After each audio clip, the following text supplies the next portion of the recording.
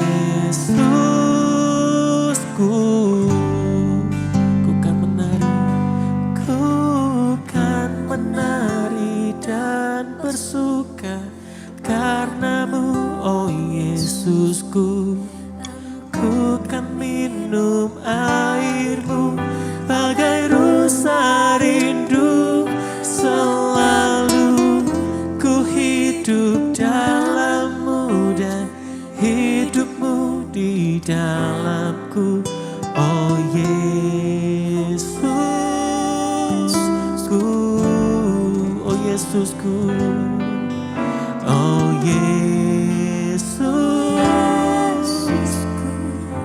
Serukan Yesus, oh Yesusku, kau sangat ku cinta. Mari tepuk tangan untuk Tuhan Yesus. Haleluya, haleluya.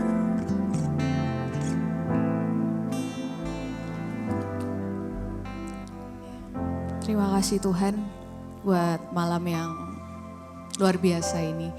Kami percaya Engkau hadir di sini dalam setiap hati kami.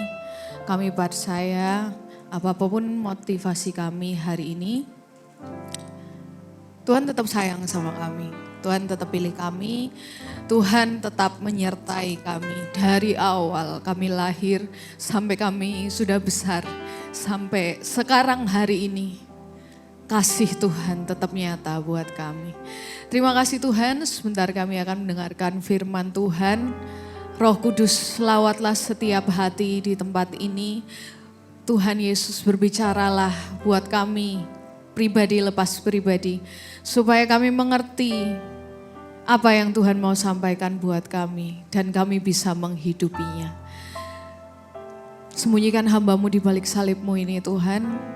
Berfirmanlah saja, maka setiap hati di tempat ini akan dipulihkan, dikuatkan, ditegur, ditopang, dan selalu dikasihi Tuhan. Terima kasih Tuhan Yesus, yang percaya sama-sama katakan, amin. Silakan duduk teman-teman. Puji Tuhan. Sebelum saya sharing firman ini, kali ini saya nggak akan kasih teman-teman kayak poin-poin gimana cara supaya kita mengerti kasih Tuhan. Atau bagaimana cara untuk A, B, C, enggak.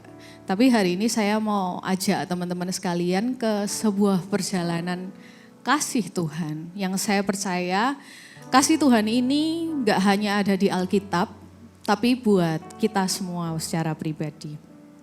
Amin. Oke, seperti Tita tadi, saya percaya kita semua punya pengalaman brokenness ya, sesuai temanya broken but chosen gitu. Sebelum kita bicara soal chosen-nya, saya percaya kita semua pernah ngalami titik rusaknya kita gitu. Entah kita gambar diri kita rusak, entah keluarga kita yang rusak, entah background kita yang rusak. Entah teman-teman kita yang membuat kita rusak, banyak sekali. Why? Karena kita memang ada di dunia yang rusak teman-teman. Jadi jangan heran kalau memang banyak yang rusak di dunia ini. Jadi itu bukan suatu fakta yang baru ya. And the same condition happen to this woman gitu. Ada satu wanita yang saya rasa waktu saya terima rema ini tuh sebenarnya nggak ada hubungannya sama Paskah gitu ya. Tapi ini benar-benar apa ya, kena di pribadi saya, yaitu seorang wanita yang 12 tahun pendarahan. Siapa yang udah pernah baca 12 tahun pendarahan? Pasti banyak ya, berulang-ulang kita selalu baca dan berulang-ulang kita tahu. Kita sama-sama buka dulu aja deh. Di Markus 5 ayat yang ke-25 sampai 29. Lalu akan lompat ke ayat 33 sampai 34. Saya bacakan, adalah di situ seorang perempuan yang sudah 12 tahun pendarahan. Ia berulang-ulang diobati oleh berbagai tabib itu maksudnya dokter, sehingga telah dihabiskannya semua yang ada padanya. Namun sama sekali tidak ada faedahnya, malah sebaliknya keadaannya semakin memburuk. Kalau tadi kesaksiannya Tita itu benar banget sih teman-teman. Jangan tunggu sampai Tuhan itu buat hidup kita nggak punya apa-apa seperti wanita ini. Wanita ini 12 tahun pendarahan, berulang-ulang diobati sehingga habis. Udah nggak ada apa-apa lagi yang tersisa. Yang tersisa cuman tubuhnya sama darahnya. Yang tersisa cuman tubuhnya sama masalahnya. She was broken, problem was unsolved, terus nggak ada yang bisa sembuhin, dan dikatakan benar-benar everything is getting worse, malah makin buruk gitu. Dan for your information, karena pendarahan, zaman dulu orang pendarahan itu dianggap najis gitu. Jadi I assume dia juga sendirian, dia nggak punya keluarga, nggak punya temen, dan nggak ada ceritain juga. Karena ketika dia pendarahan orang gak mau deket sama dia karena she was unclean. Jadi semua yang ada pada dirinya itu habis. Mungkin uangnya, mungkin tenaganya, mungkin perasaannya itu udah habis. Karena gak ada lagi yang bisa dia lakukan, yang tersisa cuma tubuhnya sama masalahnya aja. Dia habiskan semua sampai dia sadar. Oh, mungkin ini ya akhir dari segalanya. Mungkin this is the end. Karena aku gak punya apa-apa lagi. Aku cuma punya tubuhku sama masalahku. Temen aja aku gak punya. Gak ada yang mau deket sama aku. Like end of life. Lalu ayat 27. Dia sudah mendengar berita-berita tentang Yesus. Maka di tengah-tengah orang banyak itu ia mendekati Yesus dan dari belakang dan menjamah jubahnya. Sebab katanya, asal ku jamah saja jubahnya, aku akan sembuh. Seketika itu juga terhentilah pendarahannya dan ia merasa bahwa badannya sudah sembuh dari penyakitnya. Ya, thanks God, di masa dia merasa hidupnya sudah berakhir, dia dengar Tuhan Yesus. Dia dengar tentang Tuhan Yesus yang bisa sembuhkan orang, yang bisa kasih mujizat. Dan di momen dia merasa ini titik terendahnya, ini titik akhir buat dia. Dia coba satu peruntungan terakhir, yaitu Yesus. Dia coba datang sama Yesus. Kita lompat ke ayat 33. Lalu sembuh kan? Dan perempuan itu menjadi takut dan gemetar. Karena waktu itu ketika setelah dijamah, Tuhan Yesus tanya, siapa yang jamah? Gitu. Terus perempuan itu menjadi takut dan gemetar ketika ia mengetahui apa yang telah terjadi atas dirinya, tampil dan tersungkur di depan Yesus dengan tulus memberitahukan segala sesuatu kepadanya. 34, maka katanya kepada perempuan itu, kata Yesus kepada perempuan itu, hai anakku, imanmu telah menyelamatkan engkau. Pergilah dengan selamat dan sembuhlah dari penyakitmu. Kembali ke ayat 33, ayatnya tetap ditampilkan aja. Ketika dia merasa there is no hope, she came to Jesus. Dia datang ke Tuhan. Dia coba peruntungan terakhir kali. Ini deh Tuhan, coba sekali terakhir. Kalau aku sampai gak bisa tolong sama Tuhan, ya mungkin ini akhir dari segala hidupku. Tapi dia datang sama Tuhan. Lalu di ayat 33 kita lihat bahwa ketika dia broken, dia overcome her brokenness by coming to Jesus. Dia sadar, dikatakan. Dia sadar apa yang terjadi sama dirinya. Terus dikatakan dia tersungkur di depan Yesus. Tersungkur tuh maksudnya berserah. Berserah sama Tuhan, benar-benar berserah sama Tuhan. Terus kalimat terakhir itu yang menggugah hati saya, yaitu dengan tulus memberitahukan segala sesuatu kepadanya. Means she confess everything.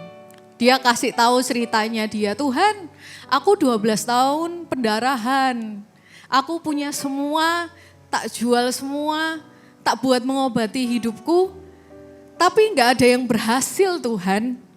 Tapi aku dengar tentang Engkau. Makanya aku beranikan diri, aku datang. Paling tidak ketika aku jamah jubahnya. Siapa tahu aku sembuh. Aku ya nggak tahu aku ternyata sembuh Tuhan. Tapi I'm sorry kalau aku mengganggu kamu. Sehingga akhirnya aku bisa sembuh. Dan ayat 34 yang luar biasa itu Tuhan Yesus adalah Tuhan yang luar biasa. Di ayat Alkitab ini nggak disebutin nama wanita ini siapa. Namanya bukan Desi, namanya bukan Audrey, nggak ada. Cuman dikatakan wanita pendarahan 12 tahun. Betapa jeleknya identitasnya dia. Tapi Tuhan Yesus bilang, maka katanya kepada perempuan ini, hai anakku. Yesus menganggap kita itu anaknya, seperti Yesus menganggap wanita ini itu anaknya. Orang lain bilang, oh itu si wanita pendarahan 12 tahun. Tapi hari itu Yesus bilang, kamu anakku. Ada identity yang restored. Dan dikatakan imanmu menyelamatkan kamu dan kamu sembuh dari penyakit. Bukan berarti bebas dari masalah, tapi kamu utuh di hadapan Tuhan. Karena kamu sudah encounter God. Hari ini kayak tadi saya bilang saya gak akan kasih poin-poin teman-teman. Tapi saya mau tanya sama teman-teman. What if hari ini itu adalah hari terakhir kalian punya kesempatan ikut Yesus? Apakah kalian akan menyia-nyiakan itu atau enggak? Aku akui kita semua broken, aku juga broken. Tapi akan selalu ada momen terakhir. Kalau enggak ada siapa-siapa lagi yang bisa ngisi kerusakannya kita. Kita mau enggak sih datang sama Tuhan? Kita mau enggak sih menyerahkan diri kita sama Tuhan kayak wanita ini? Tersungkur, merendahkan diri, cerita segalanya, apa adanya di hadapan Tuhan. Confess everything, Tuhan aku gak punya harapan lagi. Aku cuman punya ini terakhir. Aku juga gak tahu aku bisa sembuh. Tapi nyata aku sembuh gitu. When I was meditating this, kayak merenungkan ini gitu kan. Semua orang tahu cerita wanita pendarahan 12 tahun ini itu adalah cerita di tengah-tengah Yesus tuh harusnya sembuhkan anaknya Yairus. Aku merenung gitu, kayak kenapa ya Yesus ini bother untuk berhenti sebentar, noleh siapa yang jabah jubahku gitu. Dan ketika aku tahu dan merenungkan hal ini, dia tuh stop cuman few minutes, cuman beberapa menit. Tapi beberapa menit itu life changing buat wanita ini. Dan kenapa dia harus berhenti sebentar? Jawabannya cuma satu teman-teman. Karena Tuhan pilih wanita ini untuk dicintai. Karena Tuhan mencintai wanita ini dan mau memilih wanita ini. Seperti ada di Yohanes 3 ayat 16. Karena begitu besar kasih Allah akan dunia ini, sehingga ia telah mengaruniakan anaknya yang tunggal, supaya setiap orang yang percaya kepadanya tidak binasa, melainkan beroleh hidup yang kekal. 17. Sebab Allah mengutus anaknya ke dalam dunia bukan untuk menghakimi dunia, melainkan untuk menyelamatkannya oleh Dia. Seperti kemarin waktu ibadah Jumat Agung, Pak Doni bilang, Tuhan Yesus tuh jangan salah loh, jangan salah. Tuhan Yesus itu mati bukan karena Yudas, tapi Tuhan Yesus tuh mati untuk Yudas. Dan hari ini saya percaya Tuhan Yesus waktu itu stop untuk wanita ini, dan hal yang sama terjadi buat kita. Buat apa sih kayak Tuhan tuh repot-repot ke dunia? Ya buat engkau dan saya teman-teman. Karena yang dipilih Tuhan tuh kita. Kita yang dipilih Tuhan. Seperti di Yohanes 15 ayat 16, Bukan kamu yang pilih aku. Jangan dikira kalian semua ada di sini mau datang ke gereja, mau percaya Yesus itu karena keinginan kalian. Enggak, yang pertama inisiatif itu Tuhan yang pilih kita. Tuhan dulu yang pilih kita, makanya kita ada kerinduan mau ketemu Tuhan Yesus. Dan ketika aku merenungkan ini, ada satu rema yang dari tahun lalu sampai hari ini itu masih powerful buat aku, yaitu tentang Yusuf. Yusuf itu kan banyak ya, hidupnya naik, turun, semakin turun gitu. Tapi setelah itu diangkat Tuhan. Dan ketika aku baca, dan ketika nanti teman-teman baca, mungkin teman-teman akan ngerti. Dari kejadian itu, tidak pernah sekalipun yang diceritakan itu POV-nya Yusuf. Baru POV-nya Yusuf tuh baru keluar setelah dia menjadi orang nomor 2 di Mesir dan berdamai dengan saudara-saudaranya. Tapi waktu prosesnya itu yang ada cuman POV-nya Tuhan. Kita sama-sama buka Kejadian 39 ayat 21. Tetapi Tuhan menyertai Yusuf dan melimpahkan kasih setianya kepadanya dan membuat Yusuf kesayangan bagi kepala penjara itu. Ketika saya merenungkan ini, saya bingung gitu. Kok yang dikatakan itu selalu Tuhan mengasihi Yusuf, Tuhan mengasihi Yusuf. Tidak pernah sekalipun Yusuf mengasihi Tuhan, itu gak ada kalimatnya. Cuman Tuhan mengasihi Yusuf. Lalu aku coba baca di bahasa lain, yaitu di bahasa Koreanya. Dikatakan 주님 께서 그와 함께 계시면서 돌아보아 주시고 그를 한결같이 사랑하셔서 간수장의 눈에 들게 하셨다. Kasih setia, kalau dalam bahasa Korea itu bisa ditampilkan mungkin. Dikatakan 한결같이 사랑하셔서. 한결같이 사랑하셔서. 한결같이 ini kalau teman-teman baca lihat drakor itu sering ada muncul ketika kayak orangnya itu terlihat nggak berubah. 한결같이, 참 한결같이.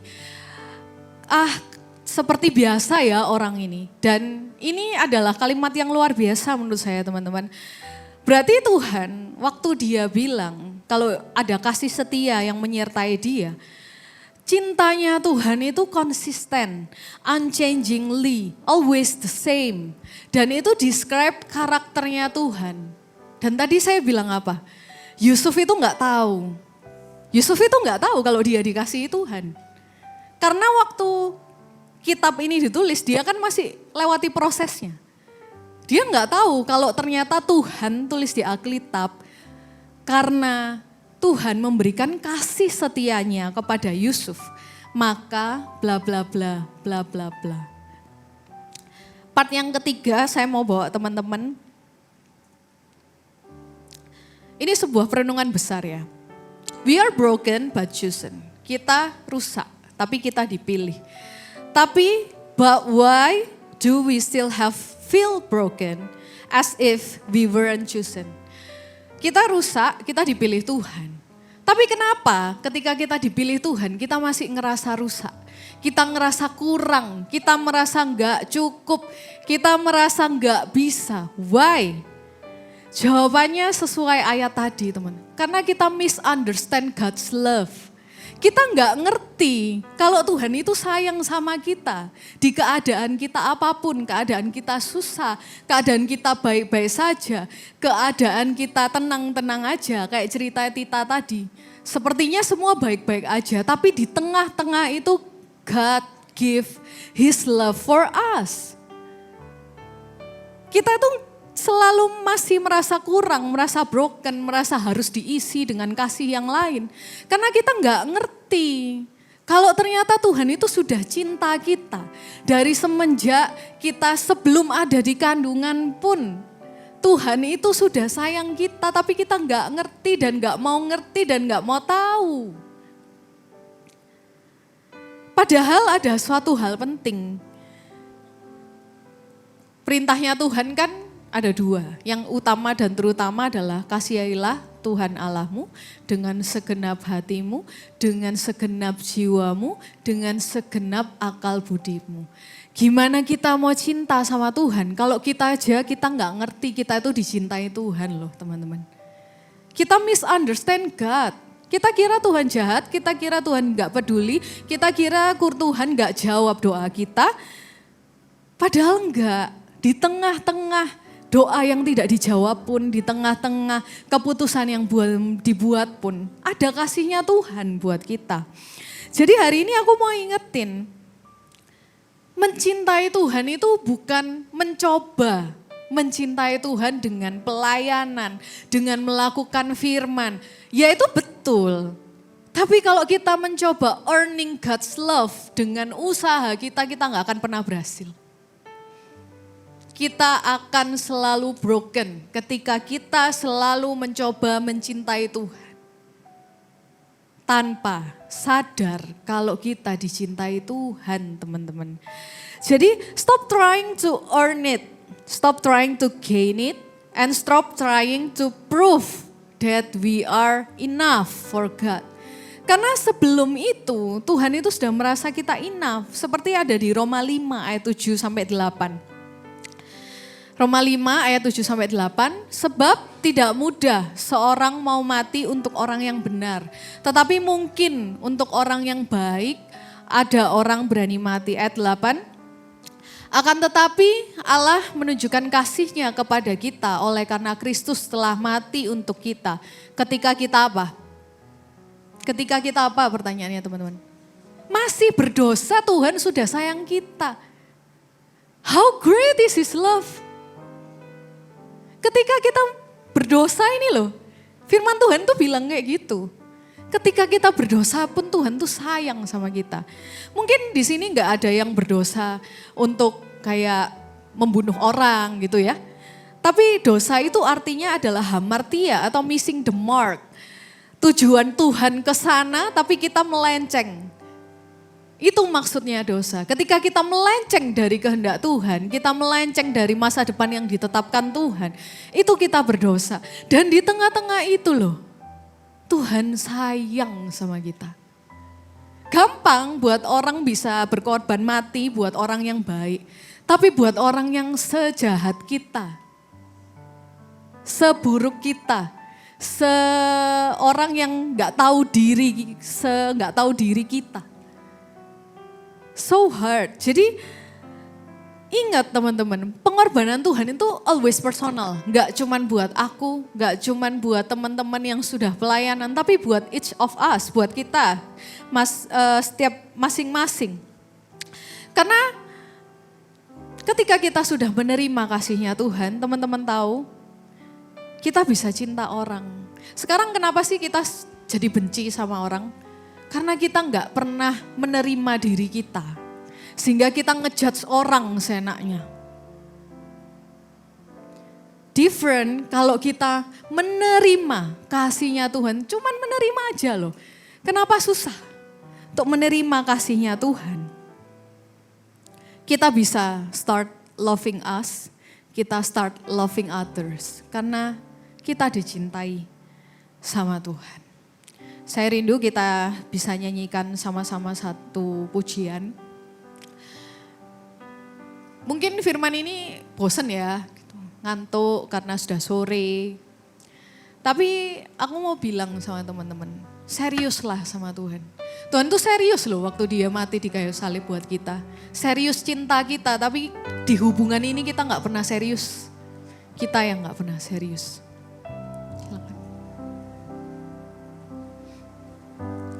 Siapakah yang dapat pisahkanku dari kasih-Mu? Nyanyikan ini dengan sungguh-sungguh teman-teman.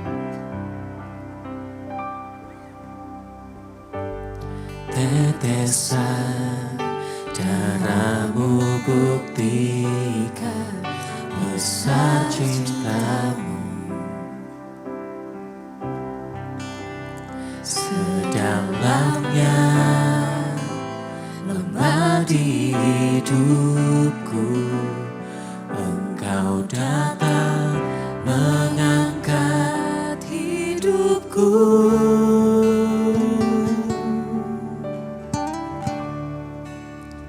Biarlah hatiku terus menyala di dalamku, takkan pernah mampu ku jauh darimu. Engkau alasanku hidup setiap musim di hidupku. Engkau ada bersamaku,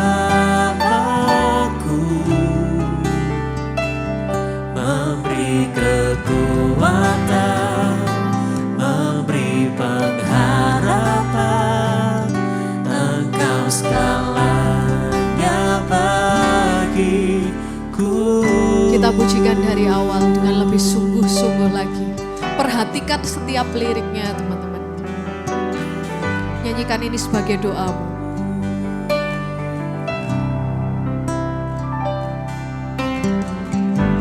Siapakah yang dapat pisahkan dari kasih, dari kasih-Mu? Tetesan darah-Mu buktikan besar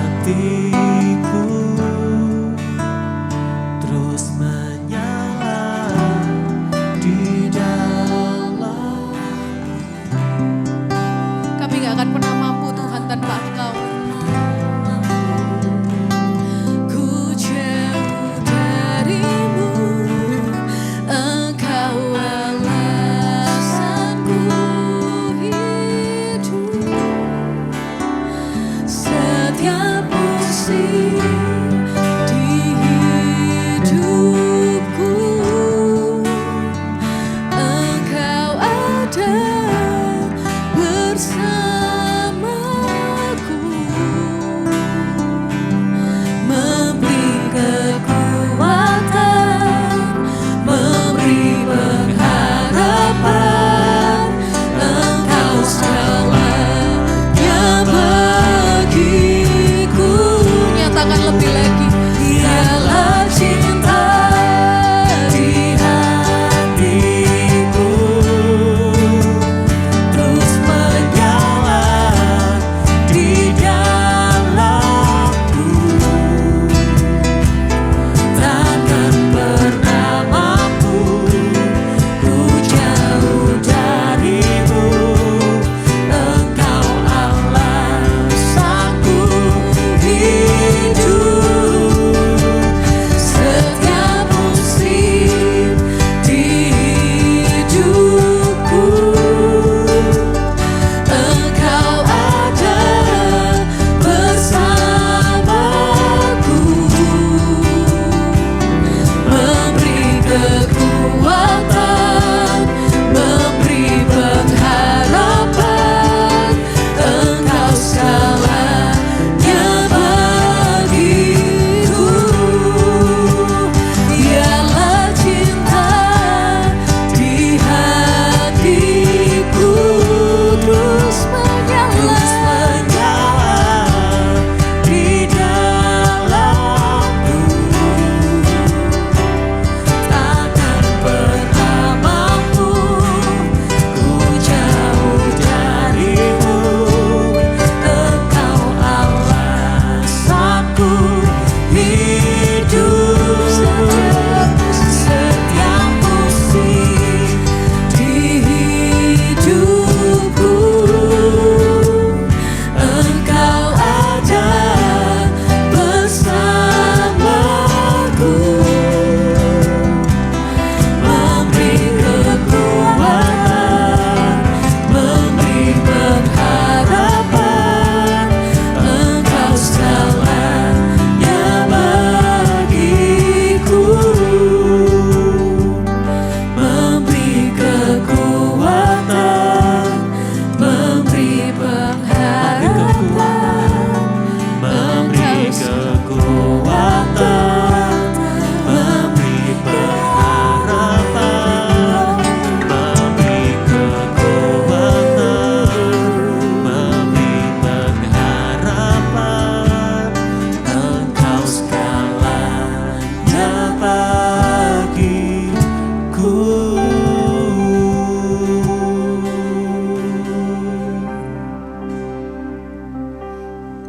And here's the final part, teman-teman.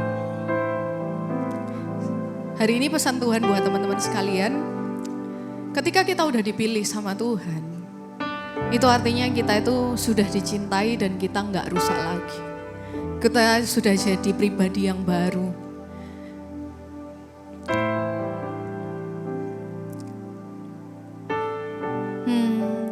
Waktu Januari kemarin, Kojo kan pernah khotbah gitu di Yes tentang Valentine. Terus momen itu di ending Kojo ada kutip khotbah saya waktu PMF, yaitu mirip sama ini, kayak ketika kita dikasihi Tuhan gitu.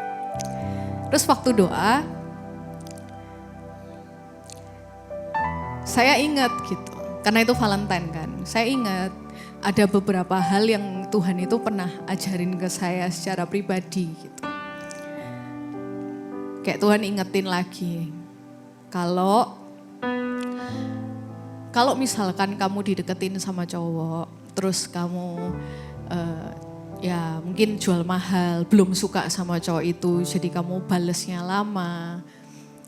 Terus cowok itu buru-buruin kamu, cowok itu pengen segera jadian sama kamu tanpa ada waktu prosesnya.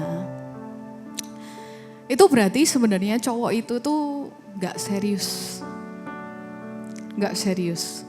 Karena yang dicari sama cowok itu bukan pribadi Desi, tapi status pacaran atau status married.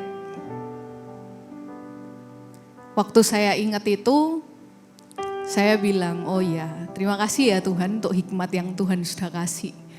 Jadi ketika semuanya terlalu terburu-buru, biasanya bukan karena cowoknya serius, tapi karena cowoknya ngebet pacaran atau ngebet nikah. Jadi yang dikejar itu statusnya, bukan karena dia suka sama Desi, bukan karena dia cinta sama Desi, tapi karena ya dia mau cepat punya pacar aja dan cepat nikah aja. Oh ya, aku merenung terus aku terima kasih gitu sama Tuhan. Tapi terus Tuhan tanya gitu sama saya, bukankah itu aku? Maksudnya gimana Tuhan? Ya yang serius, yang mau nunggu kamu sampai kamu siap, sampai kamu bisa cinta balik. Bukankah itu aku? Nangis saya saudara-saudara. Pertanyaan itu ngena sekali karena ya berapa kali sih kita udah nolak Tuhan gitu, tapi kayak Tuhan tetap di situ nunggu kita. Kayak tadi dibilang, ketika kita berdosa pun Tuhan sudah cinta kita. Bukankah seserius itu Tuhan sama kita? Nunggu kita nolak, Tuhan tetap nunggu. Gak apa-apa, coba dulu ikut aku. Gak apa-apa, jalan dulu sama aku. Kita gak mau, kita tolak Tuhan berkali-kali.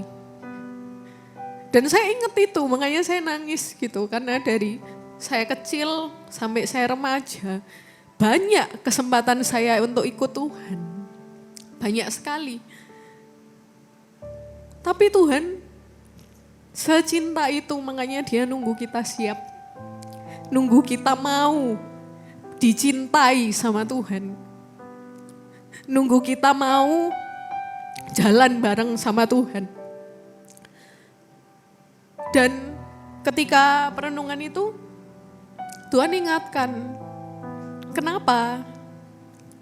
Karena aku mau Desi, aku mau Selin, aku mau Angel, aku mau Keju, aku maunya kamu, makanya tak tunggu. Aku maunya Yogi, aku maunya David. Bukan orang lain yang aku maunya kamu. Makanya kamu tak tunggu sampai kamu siap. Sampai kamu bisa jalan sama aku bareng-bareng. Karena yang Tuhan cinta itu pribadinya kita. Kalau dia cari followers teman-teman, tinggal dia datang lagi ke dunia, dia buka sosmed, terjadi mujizat di mana-mana, semua orang bisa ikut. Tapi Tuhan gak cari followers. Tuhan tuh cari hubungan pribadi kita sama dia. Kita sama dia. Jadi ketika Tuhan mati di kayu salib itu bukan karena diserahkan Yudas. Enggak. Karena untuk Yudas, untuk Desi, untuk Yosua, untuk semua yang ada di tempat ini. Karena dia cinta kita, bukan cinta followersnya. Dan di kalimat terakhir yang Tuhan ucapkan ketika Tuhan disalib, sebelum dia mati di salib itu Tuhan bilang tetelestai teman-teman. Itu artinya it is finished atau it is accomplished and it is paid in full. Pertanyaannya, kita sudah menang, kita sudah dipilih, kita sudah dicintai. Kenapa hari ini kita hidup seperti kita nggak dicintai Tuhan? Kenapa kita hari ini hidup settle for the less, seperti kita ini nggak dikejar sama Tuhan? Kalau Tuhan udah selesai, kenapa kita masih merasa kurang dan berharap Tuhan segera selesaikan sesuatu. Kalau sebenarnya udah selesai di kayu salib 2000 tahun yang lalu, bahkan kita belum ada. Kalau Tuhan sudah menang, kenapa kita masih merasa gagal? Merasa nggak bisa, merasa nggak mampu, merasa nggak layak. Kalau Tuhan sudah cinta kita, kenapa kita cari cinta di tempat lain? Di cewek, di cowok, di keluarga, di teman, divalidasi orang-orang. Kenapa? Yang aku mau ingatkan teman-teman, ketika kita sudah dipilih Tuhan, seharusnya ya kita ini dicintai dan kita udah enggak rusak lagi. Seperti di Galatia 2 ayat 20.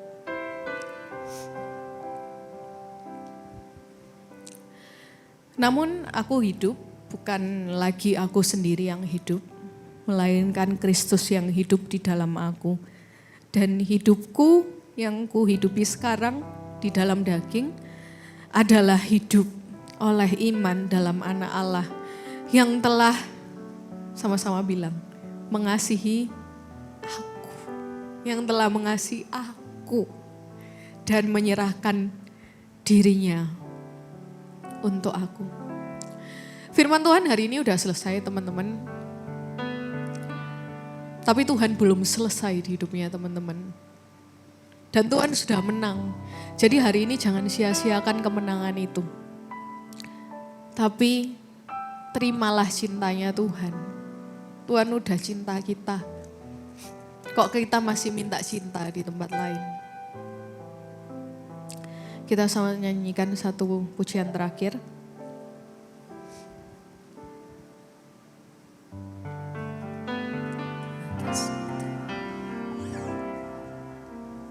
Terima kasih Yesus.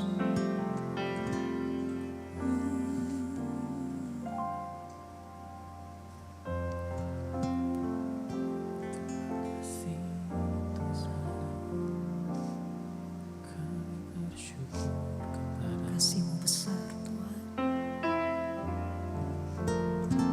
Hati-Mu mulia Tuhan. Terima kasih Yesusku. Terima kasih. Kami bersyukur, kami bersyukur. Kami Kau ajar, Kau ajar. Kau mulia Yesus. Ku datang padamu. Seperti seorang bapa mencintai Kami anak-anaknya, datang di hadapan. Dia juga mencintai kita teman-teman. Dan hari ini waktu pengorbanan Tuhan jangan disia-siakan. Kalau Tuhan serius mau bangun masa depanmu, seriuslah cari kehendak Tuhan buat masa depanmu. Jangan belok lagi. Karena cuma Tuhan yang bisa tolong kamu.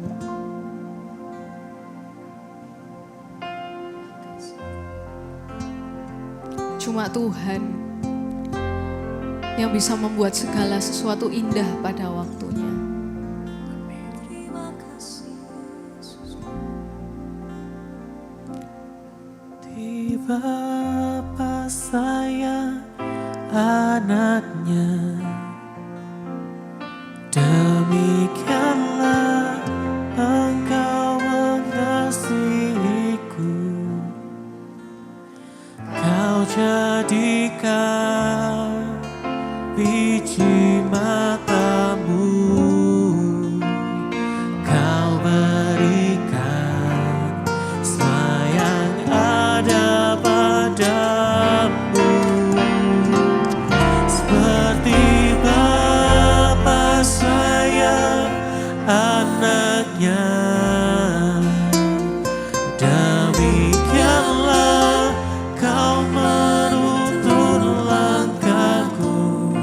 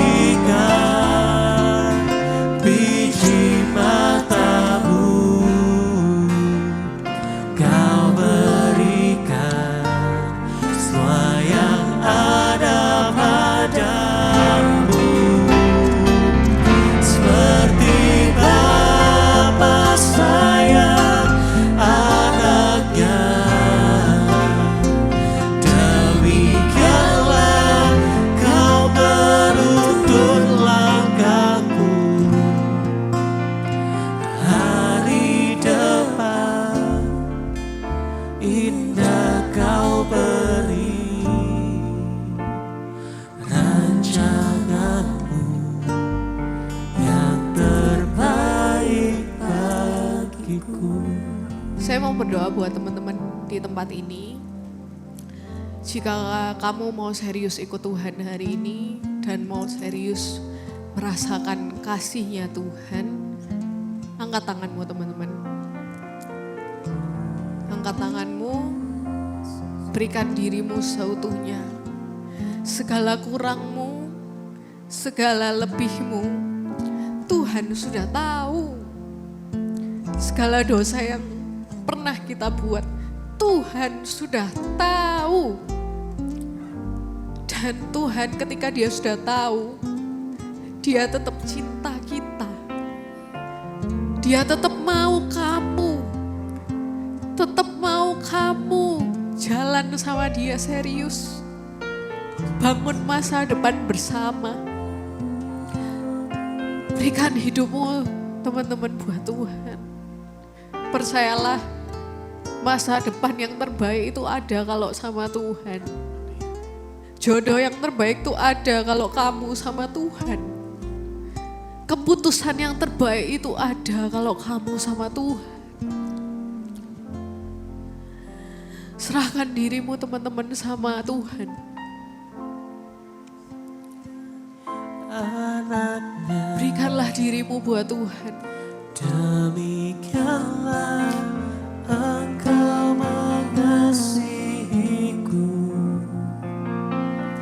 Kau jadikan Saya kasih waktu buat teman-teman bisa berdoa sambil memujikan pujian ini.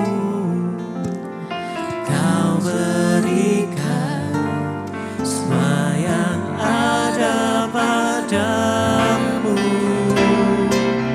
seperti Bapa sayang anaknya. Tuhan, lihat anak muda di Demikianlah tempat ini. Kau Tuhan, menuntun langkahku. cuma Engkau yang bisa menolong mereka Tuhan. Hari depan Hanya dengan cinta-Mu mereka bisa jadi penuh Tuhan. Lawat mereka dengan Roh-Mu. Lawat mereka dengan kasih-Mu.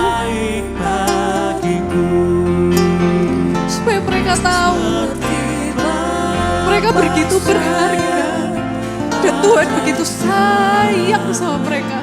Sekalipun orang tua gak sayang, tapi Tuhan sayang. Sekalipun gak ada teman, Tuhan sayang. Biji matamu Kau berikan semua yang ada. Jangan keraskan hatimu teman-teman.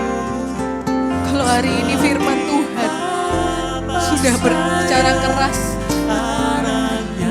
dan dengan jelas menyatakan cintanya padamu, terima kasihnya Tuhan ya Tuhan. Terimalah kasihnya Tuhan. Hari depan indah Kau beri rancangan-Mu yang terbaik bagiku.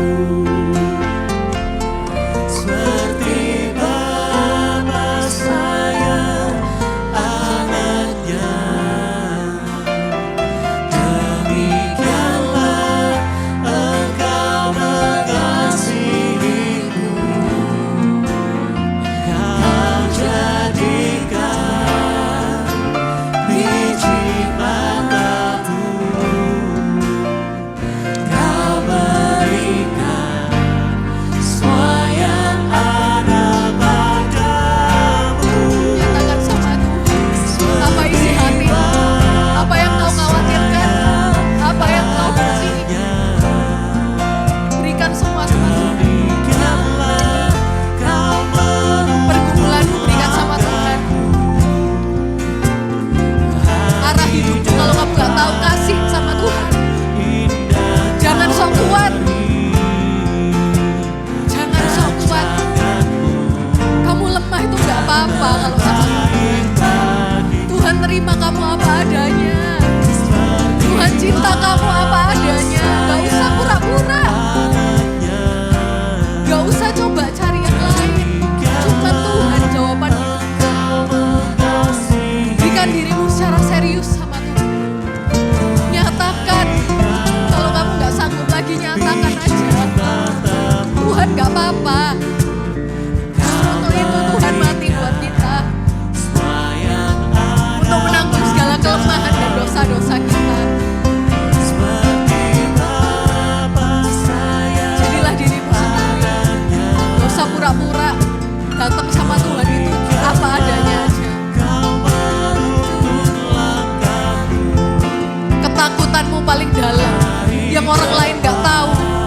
Tapi Tuhan tahu, kasih tahu Tuhan.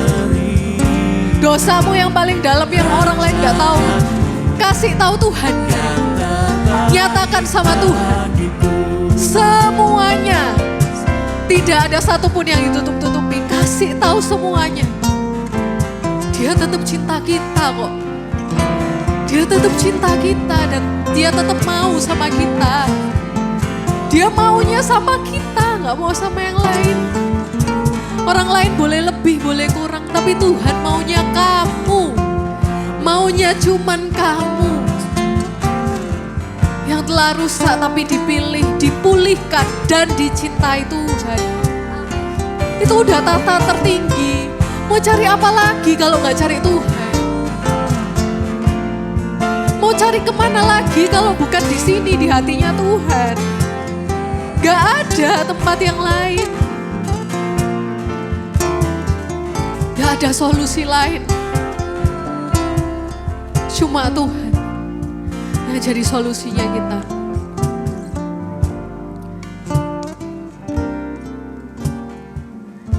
Mari kita sambil bangkit berdiri teman-teman. Seperti Bapa sayang anaknya, demikianlah Engkau mengasihiku. Kau jadikan biji matamu, Kau berikan semua yang ada padamu.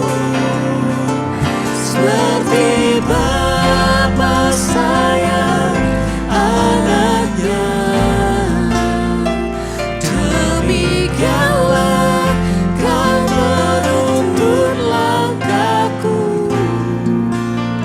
Oh hari depan indah Kau beri, rancanganmu yang terbaik bagiku.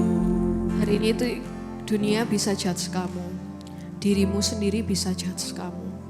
Tapi dari awal Tuhan gak pernah judge kamu. Tuhan cuma mau kamu teman-teman. Dan Yesus lawat setiap anak muda di tempat ini. Mereka serius gak serius, kami percaya Tuhan selalu tunggu mereka. Dimanapun mereka berada saat ini, mereka belum serius pun, mereka masih berdosa pun, kita masih kurang pun, kita masih gak layak sekalipun.